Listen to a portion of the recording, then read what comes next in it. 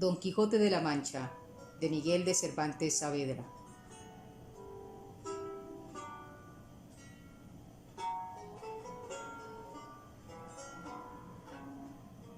Entrega número 3.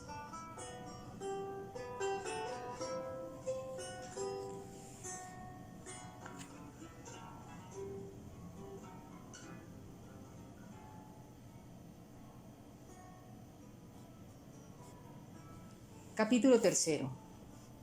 donde se cuenta la graciosa manera que tuvo Don Quijote en armarse caballero. Y así, fatigado de este pensamiento, abrevió su venteril y limitada cena, la cual acabada, llamó al ventero, y encerrándose con él en la caballeriza, se hincó de rodillas ante él, diciéndole: «No me levantaré jamás de donde estoy, valeroso caballero, hasta que la vuestra cortesía me otorgue un don que pedirle quiero, el cual redundará en alabanza vuestra y en pro del género humano». El ventero, que vio a su huésped a sus pies y oyó semejantes razones, estaba confuso mirándole, sin saber qué hacer ni qué decir,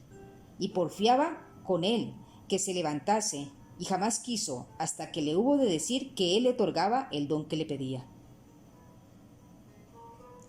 «No esperaba yo menos de la gran magnificencia vuestra, señor mío», respondió Don Quijote, «y así os digo que el don que os he pedido y de vuestra liberalidad me ha sido otorgado, es que mañana, en aquel día, me habéis de armar caballero, y esta noche en la capilla de este vuestro castillo velaré las armas, y mañana, como tengo dicho, se cumplirá lo que tanto deseo, para poder, como se debe, ir por todas las 4 partes del mundo buscando las aventuras en pro de los menesterosos, como está a cargo de la caballería y de los caballeros andantes, como yo soy, cuyo deseo a semejantes fazañas es inclinado». El ventero, que como está dicho, era un poco socarrón y ya tenía algunos barruntos de la falta de juicio de su huésped, acabó de creerlo cuando acabó de oírle semejantes razones. Y por tener que reír aquella noche, determinó de seguirle el humor. Y así le dijo que andaba muy acertado en lo que deseaba y pedía, y que tal presupuesto era propio y natural de los caballeros tan principales como él parecía y como su gallarda presencia mostraba, y que él, asimismo, en los años de mocedad, se había dado a aquel honroso ejercicio, andando por diversas partes del mundo buscando sus aventuras, sin que hubiese dejado los percheles de Málaga, islas de Rián, Compás de Sevilla, Azogüero de Segovia, La Olivera de Valencia, Rondilla de Granada, Playa de Sanlúcar, Potro de Córdoba y las Ventillas de Toledo, y otras diversas partes, donde había ejercitado la ligereza de sus pies, sutileza de sus manos, haciendo muchos tuertos, recuestando muchas viudas, deshaciendo algunas doncellas y engañando a algunos pupilos, y finalmente dándose a conocer por cuantas audiencias y tribunales hay casi en toda España, y que, a lo último, se había venido a recoger a aquel su castillo, donde vivía con su hacienda y con las ajenas, recogiendo en él a todos los caballeros andantes, de cualquier calidad y condición que fuesen, solo por la mucha afición que les tenía y porque partiesen con él de sus haberes, en pago de su buen deseo. Díjole también que en aquel su castillo no había capilla alguna donde poder velar las armas, porque estaba derribada para hacerla de nuevo, pero que, en caso de necesidad, él sabía que se podían velar donde quiera, y que aquella noche las podría velar en un patio del castillo, que a la mañana, siendo Dios servido, se harían las debidas ceremonias, de manera que él quedase armado caballero, y tan caballero que no pudiese ser más en el mundo. Preguntóle si traía dineros. Respondió Don Quijote que no traía blanca, porque él nunca había leído en las historias de los caballeros andantes que ninguno los hubiese traído. A esto dijo el ventero que se engañaba, que, puesto que caso en las historias no se escribía, por haberles parecido a los autores de la que no era menester escribir una cosa tan clara y tan necesaria de traerse como eran dineros y camisas limpias, no por eso se había de creer que no los trujeron. Y así tuviese por cierto y averiguado que todos los caballeros andantes, de que tantos libros está lleno y atestado, llevaban bien herradas las bolsas, por las que pudiese sucederles, y que asimismo llevaban camisas y una arqueta pequeña llena de ungüentos para curar las heridas que recibían, porque no todas las veces en los campos y desiertos donde se combatían y salían heridos había quien los curase. Si ya no era que tenían algún sabio encantador por amigo, que luego los socorría, trayendo por el aire, en alguna nube, alguna doncella o enano con alguna redoma de agua de tal virtud que, engustando alguna gota de ella, luego al punto quedaban sanos de sus llagas y heridas, como si mal alguno hubiesen tenido. Mas que, en tanto que esto no hubiese, tuvieron los pasados caballeros, por cosa acertada, que sus escuderos fuesen proveídos de dineros y de otras cosas necesarias, como eran hilas y ungüentos para curarse. Y cuando sucedía que los tales caballeros no tenían escuderos, que eran pocas y raras veces, ellos mismos lo llevaban todo en unas alforjas muy sutiles, que casi no se parecían a las ancas del caballo, como que era otra cosa de más importancia, porque no siendo por ocasión semejante, esto de llevar alforjas no fue muy admitido entre los caballeros andantes, y por esto le daba por consejo, pues aún se lo podía mandar como a su hijado, que tan presto lo había de ser, que no caminase de allí adelante sin dineros y sin las prevenciones referidas, y que vería cuán bien se hallaba con ellas cuando menos se pensase. Prometiéndole don Quijote de hacer lo que se le aconsejaba con toda puntualidad, y así se dio luego orden como velase las armas en un corral grande que a un lado de la venta estaba, y recogiéndolas don Quijote todas, las puso sobre una pila que junto a un pozo estaba, y, embrazando su adaga, asió su lanza, y con gentil continente se comenzó a pasear delante de la pila, y cuando comenzó el paseo comenzaba a cerrarse la noche. Contó el ventero a todos cuantos estaban en la venta la locura de su huésped, la vela de las armas y la armazón de caballería que esperaba. Admiróse de tan extraño género de locura y fuéronse a mirar desde lejos, y vieron que, con sosegado ademán, unas veces se paseaba, otras, arrimado a su lanza, ponía los ojos en las armas, sin quitarlos por un buen espacio de ellas. Acabó de cerrar la noche, pero con tanta claridad de la luna que podía competir con el que se la prestaba, de manera que cuanto el noble caballero hacía era bien visto de todos. Antojósele en esto a uno de los arrieros que estaban en la venta ir a dar agua a su recua, y fue menester quitar las armas de don Quijote que estaban sobre la pila, el cual, viéndole llegar, en voz alta le dijo: «Oh tú, quien quiera que seas, atrevido caballero, que llegas a tocar las armas del más valeroso andante que jamás se ciñó espada. Mira lo que haces y no lo toques, si no quieres dejar la vida en pago de tu atrevimiento». No se curó el arriero de estas razones, y fuera mejor que se curara, porque fuera a curarse en salud.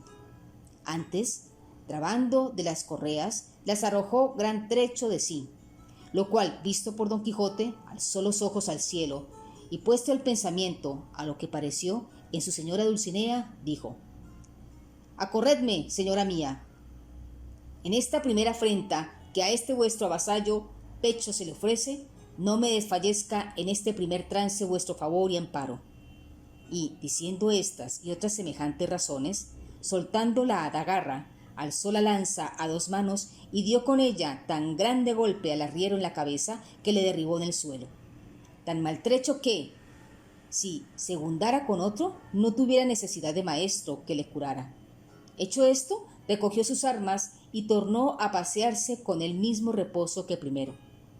Desde allí a poco, sin saberse lo que había pasado, porque aún estaba aturdido el arriero, llegó otro con la misma intención de dar agua a sus mulos, y llegando a quitar las armas para desembarazar la pila, sin hablar don Quijote palabra y sin pedir favor a nadie, soltó otra vez la adarga y alzó otra vez la lanza, y sin hacerla pedazos hizo más de 3 en la cabeza del segundo arriero, porque se la abrió por 4. Al ruido acudió toda la gente de la venta, y entre ellos el ventero. Viendo esto don Quijote embrazó su adarga, y puesta mano a su espada, dijo: «Oh señora de la fermesura, esfuerzo y vigor del debilitado corazón mío,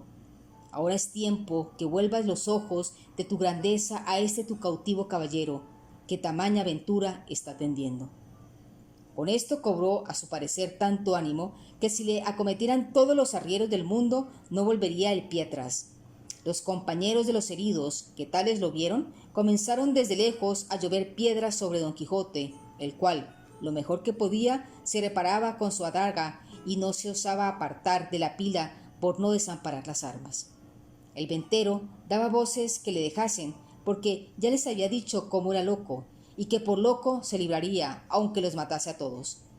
También Don Quijote las daba, mayores, llamándolos de alevosos y traidores, y que el señor del castillo era un bufollón y mal nacido caballero, pues de tal manera consentía que se tratasen los andares caballerescos, y que si él hubiera recibido la orden de caballería, que él le diera a entender su alevosía. Pero de vosotros, soez y baja canalla, no hago caso alguno. Tirad, llegad, venid y ofrenderme en cuanto pudieseis, que vosotros veréis el pago que lleváis de vuestra sandez y desmasía. Decía esto con tanto brío y denuedo, que infundió un terrible temor en los que le acometían. Y así, por esto como por las persuasiones del ventero, le dejaron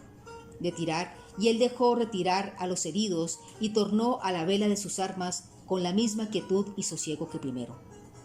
No le parecieron bien al ventero las burlas de su huésped, y determinó abreviar y darle la negra orden de caballería luego, antes que otra desgracia sucediese. Y así, llegándose a él, se disculpó de la insolencia que aquella gente baja con él había usado, sin que él supiese cosa alguna, pero que bien castigados quedaban de su atrevimiento. Díjole, como ya le había dicho, que en aquel castillo no había capilla, y para lo que restaba de hacer tampoco era necesaria, que todo el toque de quedar armado caballero consistía en la pescozada y en el espaldarazo, según él tenía noticia del ceremonial de la orden, y que aquello en mitad de un campo se podía hacer, y que ya había cumplido con lo que tocaba al velarle las armas, que con solas 2 horas de vela se cumplía, cuanto más que él había estado más de 4. Todo se lo creyó Don Quijote, y dijo que él estaba allí pronto para obedecerle, y que concluyese con la mayor brevedad que pudiese, porque si fuese otra vez acometido y se viese armado caballero, no pensaba dejar persona viva en el castillo, excepto aquellas que él le mandase, a quien por su respeto dejaría. Advertido y medroso de esto el castellano, trujo luego un libro donde asentaba la paja y cebaba, y que daba a los arrieros, y con un cabo de vela que le traía un muchacho, y con los 2 ya dichas doncellas, se vino donde Don Quijote estaba, al cual mandó hincar de rodillas, y leyendo en su manual, como que decía alguna devota oración, en mitad de la leyenda, alzó la mano y dióle sobre el cuello un buen golpe, y tras él, con su misma espada, un gentil espaldarazo, siempre murmurando entre dientes, como quien reza. Hecho esto, mandó a una de aquellas damas que le ciñese la espada, la cual lo hizo con mucha desenvoltura y discreción, porque no fue menester poca para no reventar de risa a cada punto de la ceremonia, pero las proezas que ya había visto del noble caballero le tenían la risa a raya. Al ceñirle la espada, dijo la buena señora: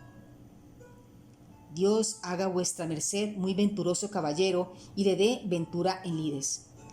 Don Quijote le preguntó cómo se llamaba, porque él supiese de allí en adelante a quién quedaba obligado por la merced recibida, porque pensaba darle alguna parte de la honra que alcanzase por el valor de su brazo. Ella respondió con mucha humildad que se llamaba La Tolosa,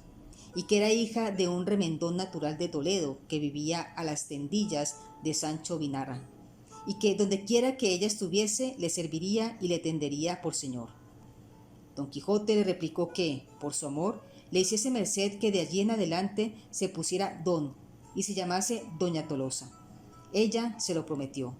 y la otra le calzó la espuela, con la cual le pasó casi el mismo coloquio que con la de la espada. Preguntóle su nombre y dijo que se llamaba Molinera,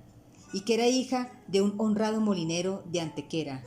a la cual también rogó Don Quijote que se pusiese don y se llamase Doña Molinera, ofreciéndole nuevos servicios y mercedes.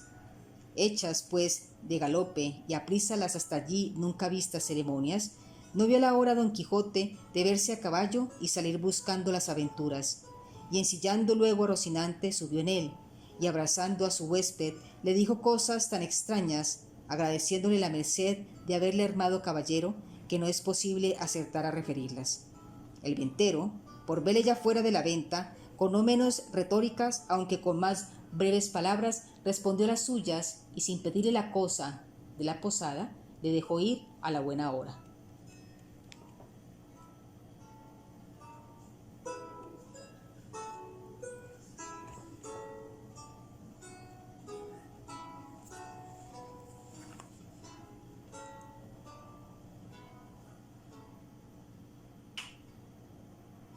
Capítulo 4. De lo que le sucedió a nuestro caballero cuando salió de la venta. La del alba sería cuando Don Quijote salió de la venta, tan contento, tan gallardo, tan alborozado por verse ya armado caballero, que el gozo le reventaba por las cinchas del caballo. Mas, viniéndole a la memoria los consejos de su huésped cerca de las prevenciones tan necesarias que había de llevar consigo, especial la de los dineros y camisas, determinó volver a su casa y acomodarse de todo, y de un escudero, haciendo cuenta de recibir a su labrador vecino suyo, que era muy pobre y con hijos, pero muy a propósito para el oficio escueril de la caballería. Con este pensamiento guió a Rocinante hacia su aldea, el cual, casi conocido la querencia, con tanta gana comenzó a caminar que parecía que no ponía los pies en el suelo. No había andado mucho cuando le pareció que a su diestra mano, de la espesura de un bosque que allí estaba, salían unas voces delicadas, como de personas que se quejaban, y apenas las hubo oído cuando dijo: «Gracias doy al cielo por la merced que me hace, pues tan presto me pone ocasiones delante donde yo pueda cumplir con lo que debo a mi profesión, y donde pueda coger el fruto de mis buenos deseos. Estas voces, sin duda, son de algún menesteroso o menesterosa que ha menester mi favor y ayuda». Y volviendo las riendas, encaminó a Rocinante hacia donde le apareció que venían las voces. Y a pocos pasos que entró en el bosque, vio atada una yegua a una encinta, y atado en otra a un muchacho, desnudo de medio cuerpo arriba, vasta edad de 15 años, que era el que las voces daba. Y no sin causa, porque le estaban dando una gran pretina muchos azotes un labrador de buen talle, y cada azote le acompañaba con una reprensión y consejo, porque decía: «La lengua queda y los ojos listos», y el muchacho respondía: «No lo haré otra vez, señor mío, por la pasión de Dios, que no lo haré otra vez, y yo prometo de tener de aquí en adelante más cuidado con el hato». Y viendo Don Quijote lo que pasaba, con voz airada dijo: «Descortés caballero, mal parece tomaros con quien defender no se puede.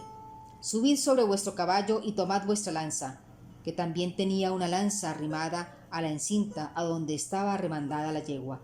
«que yo os daré a conocer lo cobarde que habéis estado». El labrador, que vio sobre sí aquella figura llena de armas blandiendo la lanza sobre su rostro, tuvose por muerto y con buenas palabras respondió: «Señor caballero, este muchacho que estoy castigando es mi criado, que me sirve de guarda una manada de ovejas que tengo en estos contornos, el cual es tan descuidado que cada día me falta una. ¿Y por qué castigo su descuido o bellaquería? Dice que lo hago de miserable, por no pagarle la solada que le debo.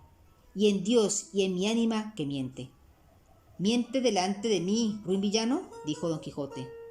«Por el sol que nos alumbra, que estoy por pasaros de parte a parte con esta lanza.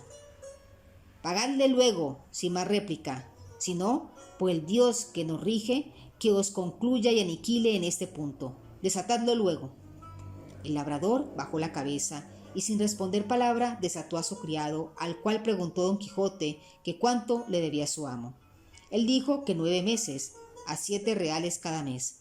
Hizo la cuenta Don Quijote y halló que montaban 73 reales, y díjole al labrador que al momento los desembolsase, si no quería morir por ello. Respondió el medroso villano que para el pago en que estaba y juramentado que había hecho, y aún no había jurado nada, que no eran tantos, porque se le habían de descontar y recibir en cuenta 3 pares de zapatos que le había dado y un real de 2 sangrías que le había hecho estando enfermo. «Bien está todo esto», replicó Don Quijote, pero quédense los zapatos y las sangrías por los azotes que sin culpa le habéis dado. Que si él rompió el cuero de los zapatos que vos pagasteis, vos le habéis rompido el de su cuerpo. Y si le sacó el barbero sangre estando enfermo, vos en sanidad se la habéis sacado. Así que por esta parte no os debe nada. El daño está, señor caballero, en que no tengo aquí dinero. Véngase Andrés conmigo a mi casa, que yo se los pagaré un real sobre otro. ¿Irme yo con él?, dijo el muchacho. Mal año, no señor, ni por pienso, porque en viéndome solo me desuelle como a un San Bartolomé. No hará tal, replicó don Quijote. Basta que yo se lo mande para que me tenga respeto, y con que él me lo jure por la ley de la caballería que ha recibido, le dejaré ir y aseguraré la paga. Mire vuestra merced, señor, lo que dice, dijo el muchacho, que mi amo no es caballero, ni ha recibido orden de caballería alguna, que es Juan Aldudo, el rico, el vecino de Quintanar. Importa poco eso, respondió don Quijote, que Aldudos puede haber caballeros, cuanto más que cada uno es hijo de sus obras. Así es verdad, dijo Andrés, pero mi amo, ¿de qué obras es hijo, pues me niega mi soldada y mi sudor y mi trabajo? No niego, hermano Andrés, respondió el labrador, y hacedme placer de veniros conmigo, que yo juro por todas las órdenes que de caballerías hay en el mundo de pagaros, como tengo dicho, un real sobre otro, y aún sahumados. Del sahumerio os hago gracia, dijo don Quijote, dádselos en reales, que con eso me contento, y mirad que lo cumpláis como lo habéis jurado. Si no, por el mismo juramento os juro de volver a buscaros y a castigaros, y que os tengo de hallar, aunque os escondáis más que una lagartija. Y si queréis saber quién os manda esto, para quedar con más veras obligado a cumplirlo, sabed que yo soy el valeroso Don Quijote de la Mancha, el dafecedor de agravios y sin razones, y a Dios quedad, y no se os parta de las mientes lo prometido y jurado, so pena de la pena pronunciada. Y, en diciendo esto, picó a su Rocinante, y en breve espacio se apartó de ellos. Siguióle el labrador con los ojos, y cuando vio que había traspuesto el bosque y que ya no parecía, volvióse a su criado Andrés y le dijo: Venid acá, hijo mío, que os quiero pagar lo que os debo, como aquel deshacedor de agravios me dejó mandado.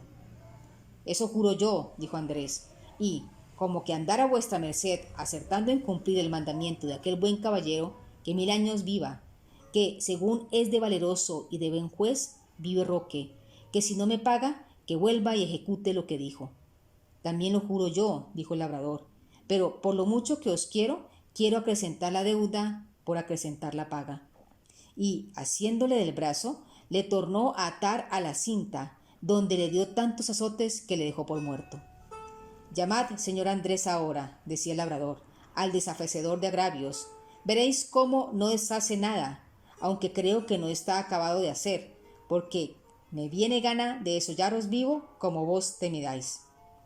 Pero al fin le desató y le dio licencia que fuese a buscar a su juez para que ejecutase la pronunciada sentencia. Andrés se partió algo mohíno, jurando de ir a buscar al valeroso Don Quijote de la Mancha y contarle punto por punto lo que había pasado, y que se lo había de pagar con las 70. Pero con todo y esto, él partió llorando y su amo se quedó riendo. Y de esta manera deshizo el agravio el valeroso Don Quijote, el cual, contentísimo de lo sucedido, parecióle que había dado felicísimo y alto principio a sus caballerías. Con gran satisfacción de sí mismo iba caminando hacia su aldea, diciendo a media voz: Bien te puedes llamar dichosa sobre cuantas hoy viven en la tierra, oh, sobre las bella Dulcinea del Toboso, pues te cupo en suerte tener sujeto y rendido a toda tu voluntad y talante a un tan valiente y tan nombrado caballero como lo es y será Don Quijote de la Mancha, el cual, como todo el mundo sabe, ayer recibió la orden de caballería y hoy ha desfecho el mayor tuerto y agravio que formó la sinrazón y cometió la crueldad. Hoy quitó el castigo de la mano y aquel despiadado enemigo que tan sin ocasión vapuleaba aquel delicado infante. En esto llegó a un camino en 4 que se dividía, y luego se le vino a la imaginación las encrucijadas donde los caballeros andantes se ponían a pensar cuál camino de aquellos tomaría. Y por imitarlos estuvo un rato quedo, y al cabo de haberlo muy bien pensado, soltó la rienda a Rocinante, dejando a la voluntad del Rocín la suya, el cual siguió su primer intento, que fue el irse camino hacia su caballeriza. Y habiendo andado como 2 millas, descubrió don Quijote un grande tropel de gente, que como después se supo, eran unos mercaderes toledanos que iban a comprar seda a Murcia. Eran 6, y venían con sus quitasoles, con otros 4 criados a caballo y 3 mozos de mula a pie. Apenas los divisó don Quijote, cuando se imaginó ser cosa de nueva aventura, y por imitar en todo cuanto a él le pareciese posible los pasos que había leído en sus libros, le pareció venir allí de molde uno que pensaba ser. Y así, con gentil continente y denuedo, se afirmó bien en los estribos, apretó la lanza, llegó a la adarga al pecho, y puesto en la mitad del camino, estuvo esperando que aquellos caballeros andantes llegasen, que ya el portal los tenía y juzgaba. Y cuando llegaron a trecho, que se pudieron ver y oír, levantó don Quijote la voz y con ademán arrogante dijo: todo el mundo se tenga. Si todo el mundo no confiesa que no hay en el mundo toda doncella más hermosa que la emperatriz de la Mancha, la sin par Dulcinea del Toboso.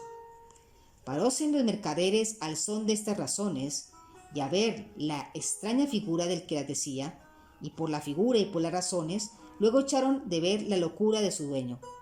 Mas quisieron ver despacio en qué paraba aquella confesión que se les pedía, y uno de ellos, que era un poco burlón y muy mucho discreto, le dijo: señor caballero, nosotros no conocemos quién sea esa buena señora que decís. Mostrádnosla,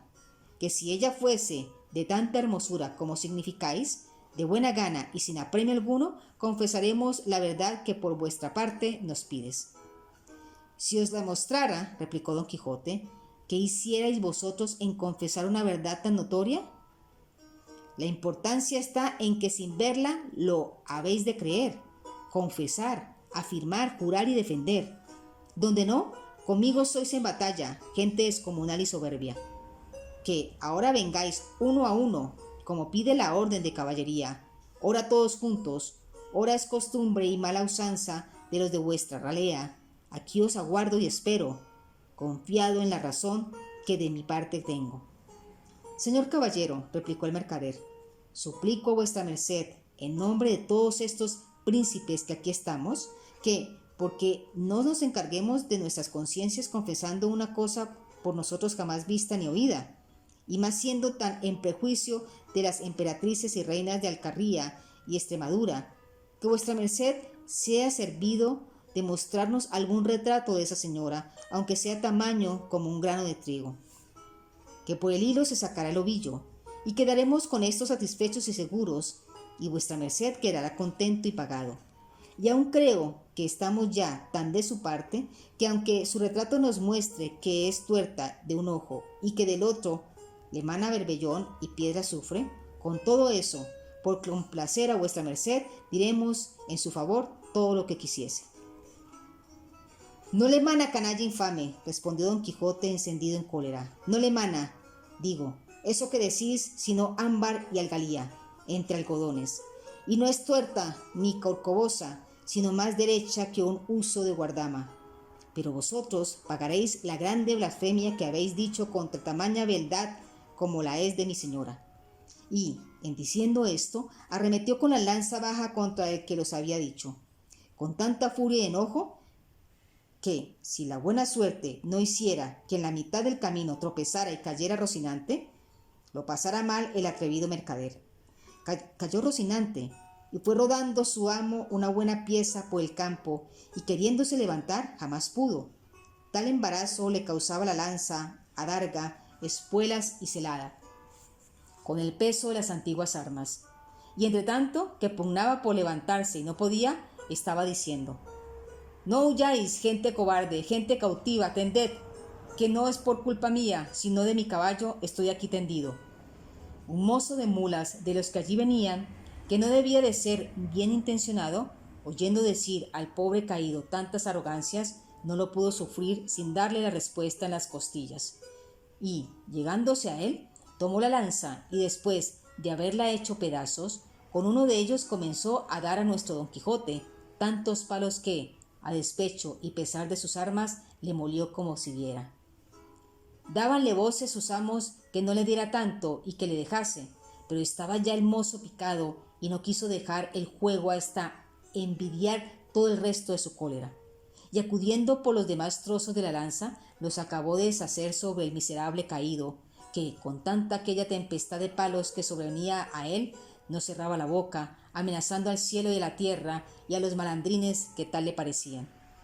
Cansóse el mozo y los mercaderes siguieron su camino, llevando que contar en todo él del pobre del pelado, el cual, después que se vio solo, tornó a probar si podía levantarse,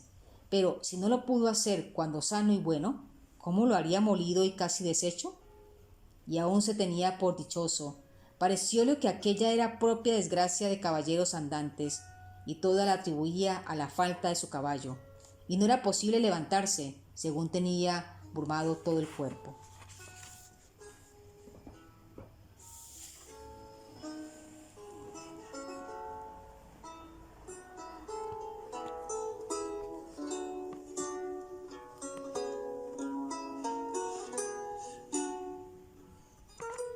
Y esperad la entrega número 5, vuestras mercedes.